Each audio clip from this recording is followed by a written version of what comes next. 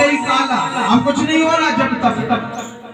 उनका सब जब तक छूट गया, उनको वह गणिका दिखलाई देने लगी, वह इतने आसक्त हो गए। एक दिन वह गणिका के पास पहुंच गए, गणिका से कहने लगे आप हमारे साथ चलो।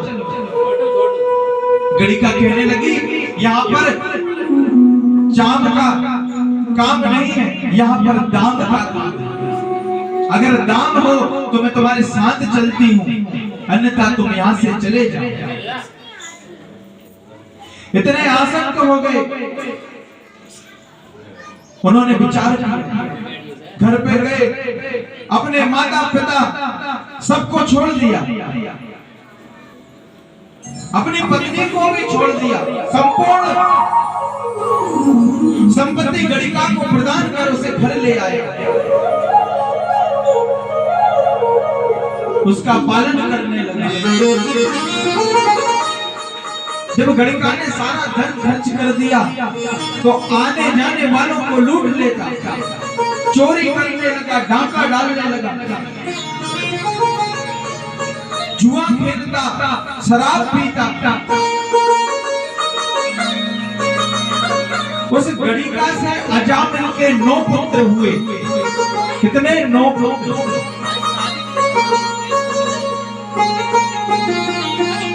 एक समय कुछ साधु महात्मा अजामिल के उस गांव में आए और सायंकाल का समय था, तो महात्माओं ने सोचा हम गांव में विश्राम कर लेते हैं। तो कुछ बालक खेल रहे थे, अब बालक तो चंचल होते हैं। उन्होंने पूछा क्यों बेटा यहाँ पर कोई सत्पात्र व्यक्ति रहता है? चंचलता बस बालक ने कहा हाँ महाराज जी, आगे यहाँ पर सत्पात्र अजामिल रहते हैं, बहुत दान करते हैं, ब्राह्मणों की सेवा करते हैं, संतों की सेवा करते हैं। चले गए और जैसे ही अजामिल के घर पहुंचे आवाज लगाने लगे, भगवती भिक्षाम देहि, जय जय श्री राधे श्याम, जय जय श्री सीताराम। क्या यही अजामिल का घर है? महात्माओं ने जब इस प्रकार आवाज लगाई कि यह सदाचारी अजामिल का घर है, वह गणिका घर के बाहर निकल कर आई और कहने लगी महाराज यह सदाचारी अजामिल का घर नहीं है, यह दुराचारी अजामिल का घर है।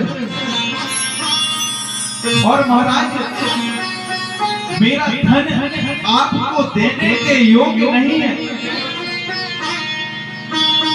क्यों? क्योंकि मैं पहले गणिका थी, मैं आपको अपना धन नहीं दे सकती।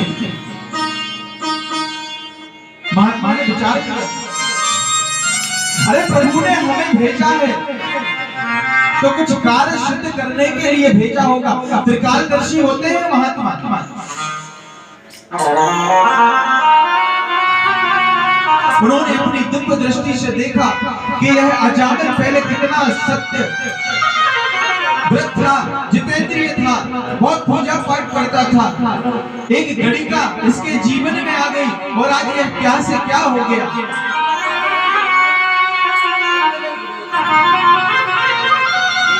महात्मा ने कहा देवी आपका धन हमारे देने के लिए योग्य नहीं है, लेकिन भिक्षा देना चाहती हो तो मुझे आज एक भिक्षा दे देना।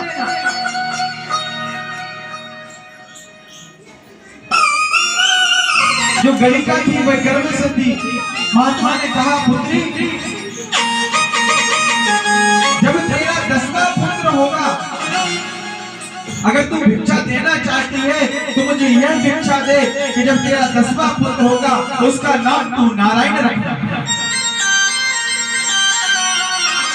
और महात्मा आशीर्वाद देकर चले गए। 10 मास के पश्चात गणिका से पुत्र उत्पन्न हुआ। गणिका को महात्मा की बात याद थी। उसने अपने 10वें पुत्र का नाम नारायण रखा। महात्मा ने कहा था, अब जब पुत्र का नाम नारायण रखा तो अजामिल सबसे ज्यादा प्रेम इसने अपने सबसे छोटे पुत्र नारायण को करता था। अरे नारायण इधर आओ, अरे नारायण तुम क्या कर रहे हो, अरे नारायण तुमने भोजन किया, अरे नारायण जल लेकर आओ, अरे नारायण सो जाओ। इस प्रकार अनजाने में ही उसने भगवान का भजन कर लिया।